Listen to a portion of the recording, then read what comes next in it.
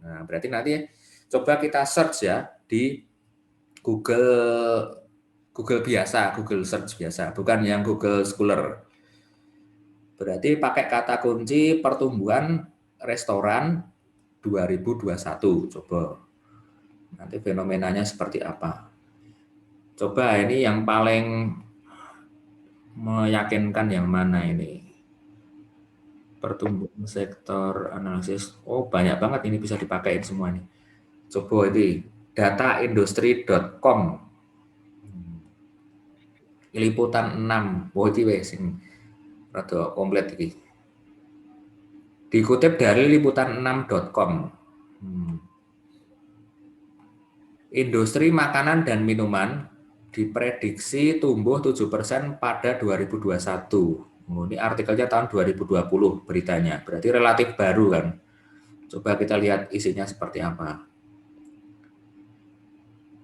Industri food and beverage di 2021 bisa tumbuh mencapai 5-7%.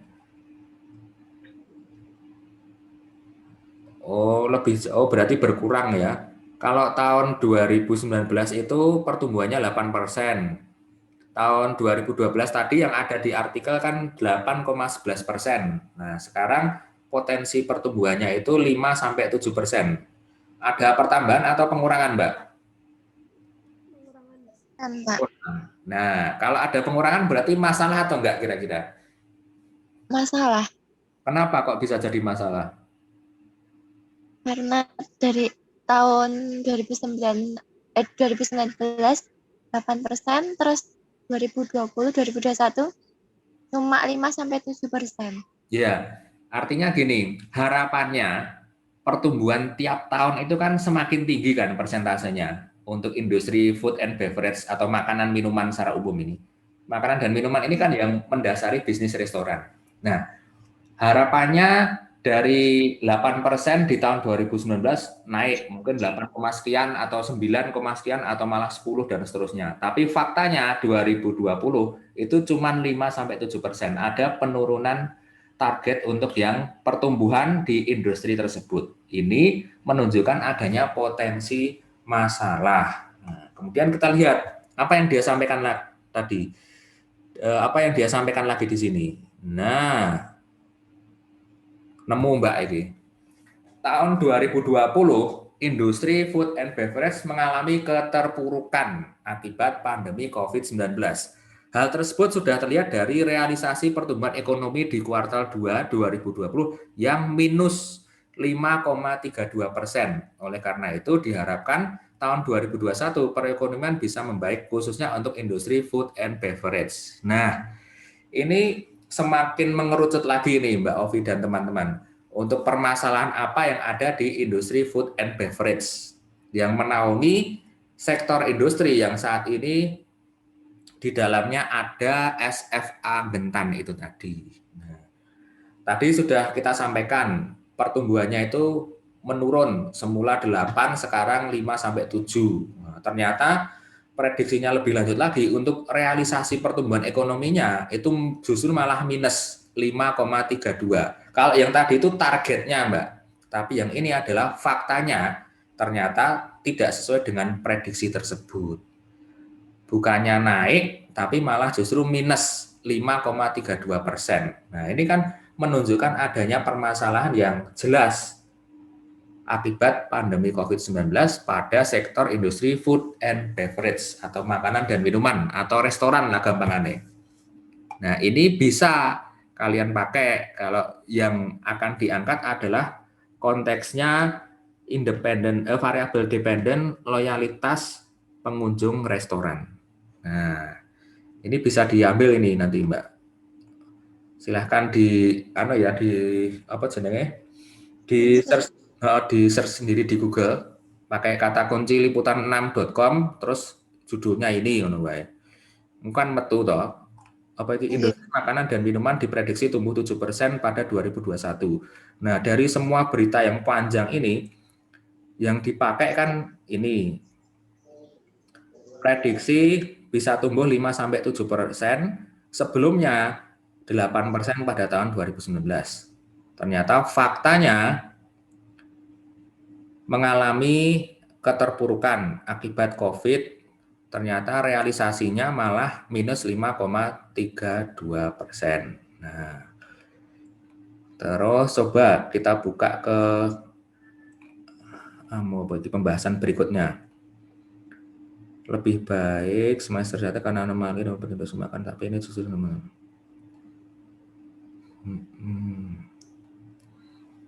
Iki ono fenomena meneh iki, Mbak, menarik iki. Jadi dia itu bilang seperti ini, Mbak, si penulis ini. Kalau kita bicara semester 1 tahun 2020 ini terjelek karena terjadi anomali. Anomali itu kan hal yang terjadi di luar kebiasaan normal, orang umum gampangannya. Biasanya di Lebaran dan puasa itu industri makan dan minuman itu panen, tapi ini justru Mei April itu terendah. Pada waktu bulan puasa dan Lebaran itu biasanya kan orang banyak yang buka puasa di restoran atau di tempat makan lah gampangannya. Tapi ternyata malah justru karena pandemi ini banyak orang yang tidak berkunjung ke restoran. Lebaran juga biasanya orang itu jenuh makan di rumah, dia pengen jajan bersama keluarga, dia keluar ke restoran. Tapi ternyata karena pandemi ini rendah, sedikit sekali orang yang berkunjung ke restoran. Nah, ini sombong angkat juga. Kemudian ada apa lagi ya? Generasi milenial konsisten, oke. Oh ya, udah selesai nih. Berarti cuma itu tok yang bisa diangkat tadi, Mbak. Jadi kalau dari artikel ini ada 3 poin utama yang disampaikan. Pertama, prediksi kenaikan untuk industri restoran itu tidak sesuai dengan apa yang ditargetkan. Tahun sebelumnya sekian, terus tahun sekarang ternyata tidak sesuai dengan harapan. Kemudian dilihat dari realisasi. Kalau tadi kan kita bicara targetnya itu menurun, kemudian realisasi di lapangan justru malah minus, lebih parah dari yang diprediksi.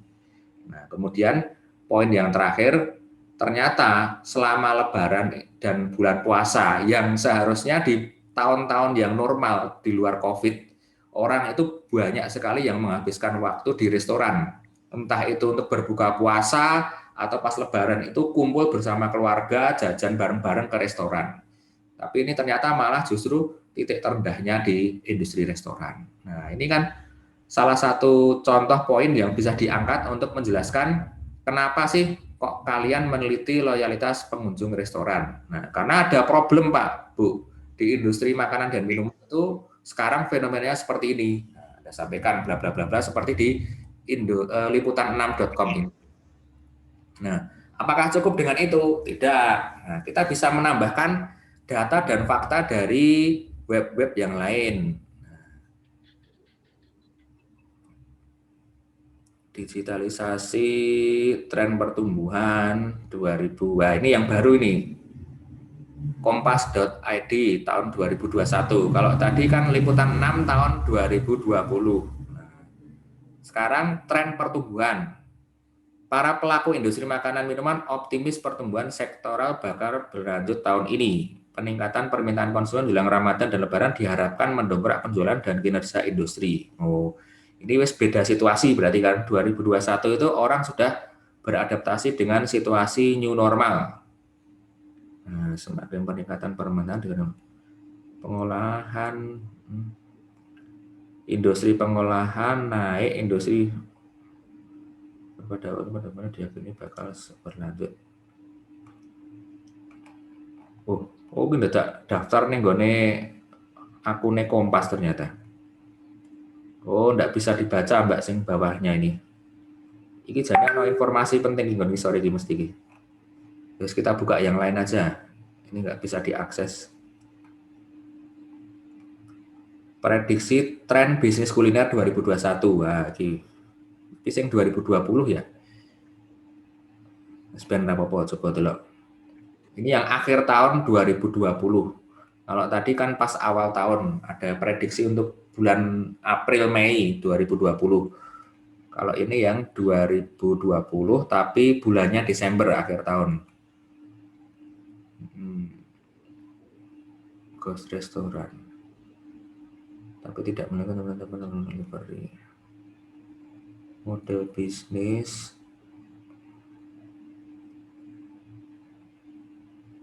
berkeinginan berbeda.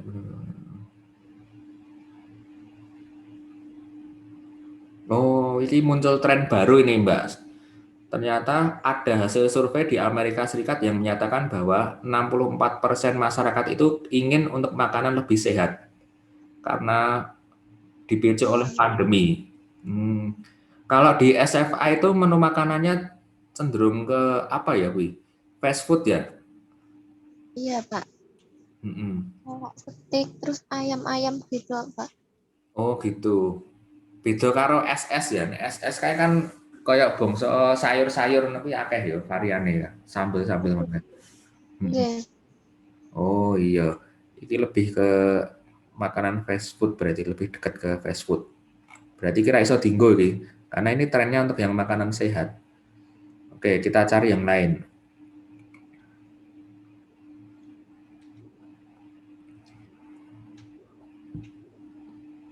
Oh, ini Tempo 2021 iki ya nyari. Oh, iki apik iki. Bisnis restoran dituntut cepat beradaptasi di masa pandemi. Nah, ini.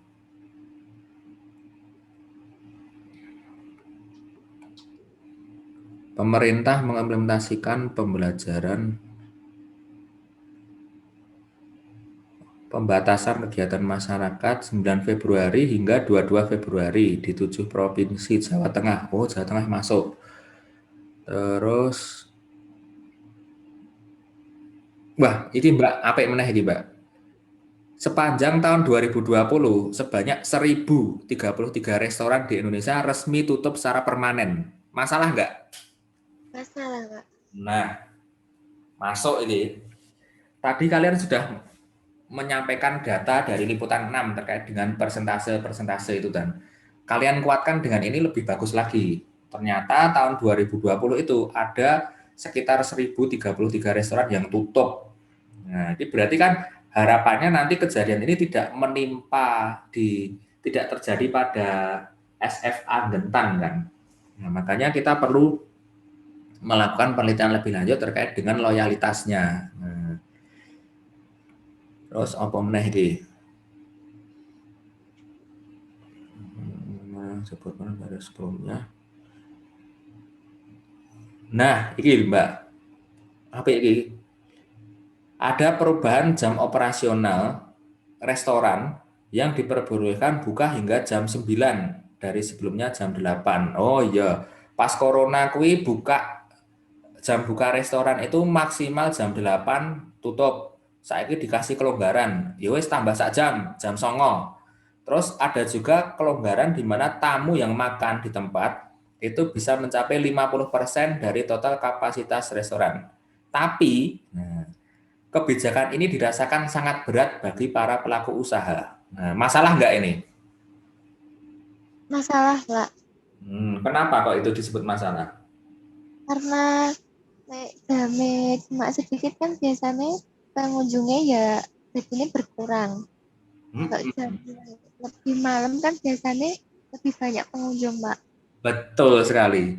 Kita bisa pakai analogi untuk di warkop kan, warung kopi. Nah, kalian ada yang suka ngopi nggak kalian bertiga? Nggak ada, Pak. Akhirnya senang. Oh, cuma gini, pas pulang malam gitu, saya pas lewat kopi itu makin malam coffee shop, makin malam itu makin ramai biasanya. Nah, hal yang sama sebenarnya kan berlaku di restoran juga. Iya. Kalau kita lihat di Solo itu ada restoran yang justru malah bukanya tengah malam dan malah laris. Ono sing jenenge Gudeg Ceker Margoyudan kuwi. Kuwi buka. Kalian udah pernah jajan itu? Belum, Pak. Oh. Jadi sing jenenge Gudeg Ceker Margoyudan kuwi buka iki tengah malam. Jam 12 tutup iki menjelang subuhan. Tapi mesti sold out terus ben-bendino iki wong mesti ono wae sing tuku ning kono. Nah, artinya apa? Semakin malam itu orang semakin mudah lapar sebenarnya. Tapi ini yang jadi masalah adalah dari pemerintah itu membatasi jam buka operasional restoran. Dari semula mungkin iso nganti malam ora ono batasan, lah kok iki mung dibatasi tok jam 09.00 kudu wis tutup. gak ditambah kelonggaran di mana tamu itu maksimal 50% dari total kapasitas restoran. Nah kan rugi. Restoran kuwi mungkin iso kapasitasnya dienggo makan 100 orang pada waktu yang bersamaan. Tapi sing oleh dienggo saiki gur 50 orang. Nah, rugi no. Dek iso ngoyak 50% sisane tapi ora oleh mergo ada aturan seperti ini. Berarti kan memberatkan kuwi. Nah, bisa jadi situasi yang sama juga ada pada SFA ini, Mbak.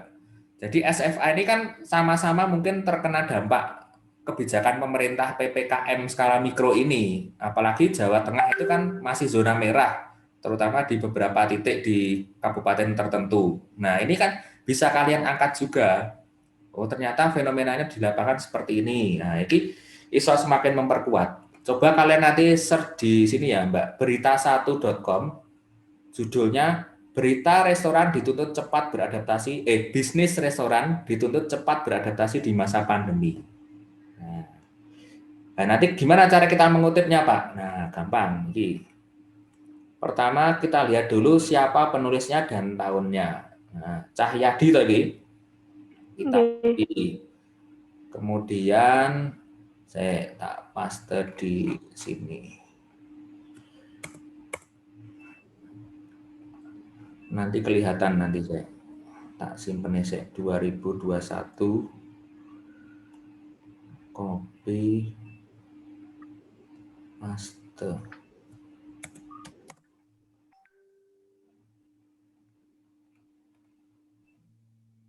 Mau sing pemerintah melakukan ini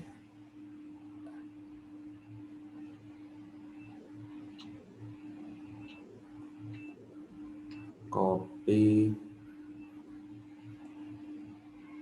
paste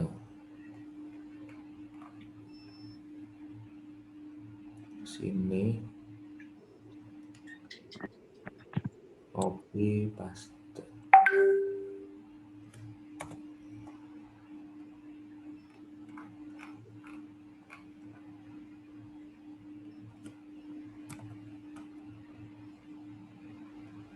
Oke, ini saya stop share dulu, terus coba saya share screen yang di Word-nya.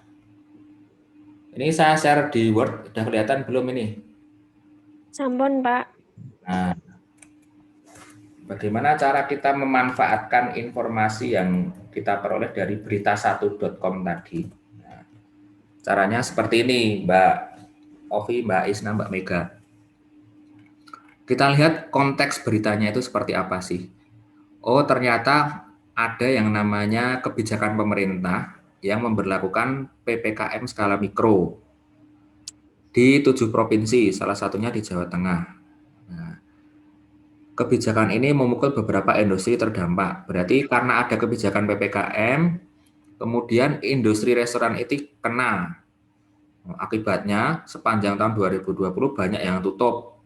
Nah, kemudian ada juga kebijakan terkait PPKM yang memberatkan bagi pelaku usaha restoran dari sisi jam buka operasional dan kebijakan untuk kuota maksimal dari kapasitas restoran ketika orang makan di situ. Nah, dari 3 kalimat ini, kalian nanti bisa merangkai menjadi satu paragraf yang utuh.